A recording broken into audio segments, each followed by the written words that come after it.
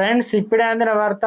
Bike పై వెళ్తూ petrol can పగిలి ప్రమాదం, వ్యక్తి సజీవ దహనం అంటూ వార్తలు అయితే వస్తున్నాయండి. దీనికి సంబంధించి వివరాలు చెప్పడానికి వీడియో చేయడం జరుగుతుంది.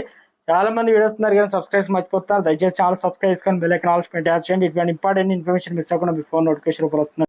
పెట్రోల్ క్యాన్ పగిలి మంటల్లో వ్యక్తి సజీవమైన ఘటన మంగళవారం ఎన్టీఆర్ జిల్లా నవాబుపేట వద్ద జాతీయ రహదారిపై జరిగింది. పెనుగంచిప్రోలు మండలం నవాబుపేట గ్రామానికి చెందిన చింతా వెంకయ్య తన కిరాణా షాపులో పెట్రోల్ అమ్ముకోవడానికి పెట్రోల్ బంకులో పెట్రోల్ క్యాను బైక్ పై తీసుకొస్తుండగా బైక్ను మరో వాహనం ఢీకొట్టింది.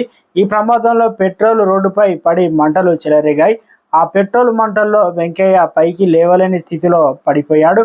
మంటల్లో చిక్కుకొని అధిక భాగం కాలిపోగా వెంటనే విజయవాడ ఆసుపత్రికి తరలించారు. అప్పటికే వెంకయ్య అపస్మారక స్థితిలో మృతి చెందినట్లు కూడా డాక్టర్లు నిర్ధారించారు. ఘటనపై పోలీసులు కేసు నమోదు చేసి దర్యాప్తు చేస్తున్నారు. ఇక్కడ చూసుకోవచ్చండి, మనకు పెట్రోల్ క్యాను పగిలి మంటల్లో వ్యక్తి సజీవ దహనం. ఎప్పుడు ఏం జరుగుతుందో తెలియని పరిస్థితి అయితే ఉంది కాబట్టి జాగ్రత్తగా అయితే ఉండండి. పెట్రోల్తో కుటుంబ సభ్యులు, బంధువులు కన్నీరు మున్నీరు అవుతున్నారు.